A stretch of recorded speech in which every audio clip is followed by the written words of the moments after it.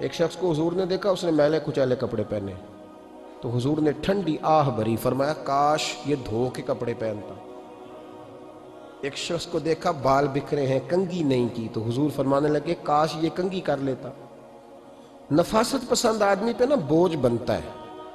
جو آدمی، آپ کو پتہ ہے کہ امام شافعی تو فرماتے ہیں جمعے والے دن غسل کرنا واجب ہے، ماتے غسل نہ کرے تو جمعہ ہی نہیں ہوگا۔ اگرچہ ہمارے امام صاحب کے نزدیک سنت ہے۔ یہ سنت کب بنا؟ ایک دن نہ بہت سارے لوگ اپنے اپنے کام سے اٹھے، مسجد میں آ گئے، مسجد نبوی میں۔ کوئی کسان تھا تو کھیت سے اٹھ کے آ گیا، کوئی مزدور تھا تو مزدوری سے اٹھ کے آ گیا۔ تو مسجد میں جب بہت سارے لوگ جمع ہوئے نا، تو بعض لوگوں کو دقت محسوس ہوئی، تو رسول کریم علیہ السلام نے فرمایا کتنا ہی اچھا ہو کہ تم جمعے والے دن نہا کے آیا کرو۔ بس وہ صحابہ کا مزاج ہمارے والا نہیں تھا کہ تفصیل بتائیں، حکمت بتائیں، ملے گا کیا، ثواب کتنا، نہ نہائیں تو گناہ، یہ کوئی نہیں۔ حضور نے کہا کہ نہا کے آؤ تو کتنا ہی اچھا ہے۔ پھر کسی صحابی نے کبھی بھی بغیر غسل کیے جمعہ ادا ہی نہیں کیا۔ کسی نے بغیر غسل کے کبھی جمعہ ادا ہی نہیں کیا نا۔ اسلام بڑا خوبصورت دین ہے۔ حضور نے فرمایا جو کچا پیاز کھائے وہ مسجد نہ آئے، پہلے مسواک کرے، دانت صاف کرے، پھر آئے۔ نبی پاک صلی اللہ علیہ وسلم نے فرمایا جو کچی مولی کھائے مسجد نہ آئے۔ مولی کھانا جائز ہے، پیاز کھانا جائز ہے، لیکن منہ سے بدبو آتی ہے۔ نبی پاک علیہ السلام کا ظاہری حسن کیا بات ہے۔ میلاد مبارکہ میں نبی پاک علیہ السلام کی جو چیز بڑی کھل کے واضح ہوتی ہے وہ رسول اللہ کا حسن و جمال ہے۔ آپ کی والدہ سیدہ طیبہ طاہرہ حضرت سیدہ آمنہ رضی اللہ تعالیٰ، اماں جی کہتی ہیں کہ میرے محبوب جب میرے بطن اقدس میں آئے تو جو تکالیف عورتوں کو ہوتی ہے مجھے ان میں سے کوئی تکلیف بھی نہیں ہوئی۔ اور اماں جی کہتی ہیں مجھے کبھی کوئی ثقل، کوئی بوجھ محسوس نہیں ہوا۔ اور فرماتی ہیں کہ جو ولادت کے وقت لوگوں کو، عورتوں کو تکلیف ہوتی ہے مجھے وہ بھی نہیں ہوئی۔ اور فرماتی ہیں کہ نبی کریم علیہ السلام پیدا ہوئے تو ہمیں حضور علیہ السلام کی ناف کو کاٹنا نہیں پڑا، ناف بریدہ پیدا ہوئے، ختنہ شدہ پیدا ہوئے۔ آپ کو پتہ ہے عورتیں غسل دیتی ہیں بچے کو پیدا ہونے کے بعد، لیکن میرے محبوب نے سجدہ ہی کر لیا پیدا ہوتے ہی، امتی امتی کہتے ہوئے پیدا ہوئے۔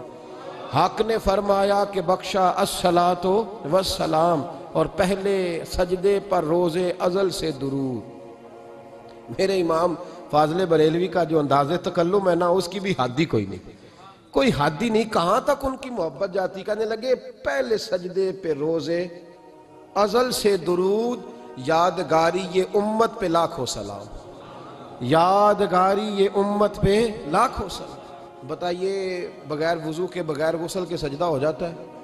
تو حضور نے سجدہ کر کے بتایا کہ اللہ نے مجھے پاک صاف پیدا کیا ہے۔ نبی پاک صلی اللہ علیہ وسلم کی والدہ نے جب یہ باتیں ارشاد فرمائیں تو لوگوں نے پوچھا ان سے کہ اماں جی پھر آپ ایک جملے میں بتائیں کہ ماجرا سارا کیا تھا، آخر ایک ولادت تو ہوئی نا، آپ کے وجود اطہر سے ایک بچہ تو نکلا، تو یہ کیا تھا؟ تو سیدہ آمنہ فرمانے لگی خارج منی نور، بس میرے وجود سے ایک نور نکلا ہے، بس میرے وجود سے ایک، اور روشنی آتی جاتی ہے تو کسی کو تکلیف نہیں دیتی، ایک نور نکلا۔ میرے رسول کریم علیہ السلام کو ظاہری حسن بھی کمال دیا، اور پھر حضور کی نفاست پسندی، صفائی پسندی۔ نبی پاک جب بات کرتے تھے نا تو حضور کے دانتوں سے نور نکلتا، اس کے باوجود حضور ہر وضو کے لیے مسواک کرتے۔ میں نے ہر نماز کے لیے نہیں کہا، میں اپنے لفظوں کا ذمہ دار ہوں۔ کس کے لیے بولے آپ حضرات؟ ہر وضو کے لیے، یعنی اگر نبی پاک نے وضو نماز کے لیے کیا تب بھی مسواک کی، اور اگر قرآن شریف کی تلاوت کے لیے کیا تو پھر بھی مسواک کی، کسی اور موقع کے لیے وضو فرمایا تو پھر بھی مسواک کی۔ اور سیدہ عائشہ فرماتی ہے جب بھی حضور گھر سے نکلنے لگتے پہلے مسواک فرماتے۔ حالانکہ رسول پاک کے دندان اقدس تو نور والے تھے، ضرورت ہی نہیں تھی۔ ہماری تعلیم کے لیے نفاست پسندی۔ ایک بات میں نے شروع کرنی ہے پر آپ نے ناراض نہیں ہونا، پہلے وعدہ کر لیں، جڑے نہیں بولے انہوں نے کی ارادہ ہو جانا ہے؟ چلو ہو جائے، کوئی گل نہیں، خیر ہے، ہو جائیں آپ ناراض۔ نبی پاک نے بڑی مونچھیں نہیں پسند کی، حضور کو اچھی نہیں لگتی تھی۔ ایک بات پوچھتا ہوں آپ سے، یہ درد دل ہے میرا اور صرف سمجھانے کے لیے عرض کر رہا ہوں، کوئی تنقید نہیں، اللہ تعالیٰ مجھے نیت کا وضو عطا کرے۔ ایک بات بتانا، اگر بہو کھانا پکا کے لائے اور سالن سے بال نکل آئے تو پھر اس کا کیا حال ہوتا ہے؟ کئی تو بوڑھے پلیٹ اٹھا کے دیوار میں مارتے ہیں، ایسا ہی ہوتا ہے نا، یہ کیا ہے؟ اور اگر کبھی روٹی سے نکل آئے تو بیوی صاحبہ کا کیا حال ہوتا ہے؟ یہ کوئی طریقہ ہے کھانا پکانے کا؟ اور اللہ تعالیٰ معاف کرے، اگر کبھی ہوٹل میں چلے جائیں امیر لوگ 15,000 کا ڈنر کرنے، تو وہاں کسی سالن کی پلیٹ سے بال نکل آئے تو پھر تو پیسے کیا دینے ہیں، پھر تو ان کو اور جرمانہ ہو جاتا ہے۔ یہ تو سارے بال نکل آئے تو مشکل، اور ویسے بھی جو نفاست ہے نا طبیعت کی، اس پر بوجھ بنتا ہے، بال کھانے میں ہو آٹے میں ہو تو بوجھ بنتا ہے۔ تو بڑی مونچھوں والا دوست بھائی بزرگ جب پانی پیے گا تو بال پانی میں جائیں گے کہ نہیں جائیں گے؟ حکیم اور ڈاکٹر کہتے ہیں کہ کینسر کے مرض کا خطرہ ہے۔ اب باقی بھی راضی نہ ہوں، حضور نے بڑی مونچھیں بھی پسند نہیں کی اور چھوٹی داڑھی بھی پسند نہیں کی۔ حضور نے فرمایا داڑھیاں بڑھاؤ، مونچھوں کو پست کرو، مشرکین کی مخالفت کرو۔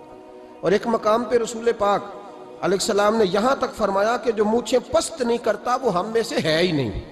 اتنے سخت لفظ۔ ایک صحابی تھے، آپ یقین کریں نا، کئی دفعہ دوستوں کو کہنا پڑتا ہے، اور کئی دفعہ نا مجھے محسوس ہوتا ہے کہ یار ہم روز ہی کہتے ہیں، لیکن کہتے پتہ کیوں ہے؟ کہ بوجھ بنتا ہے وہ بندہ جو اس طرح کی تباہ کے ساتھ آتا ہے، جو حضور نے پسند نہیں کیا۔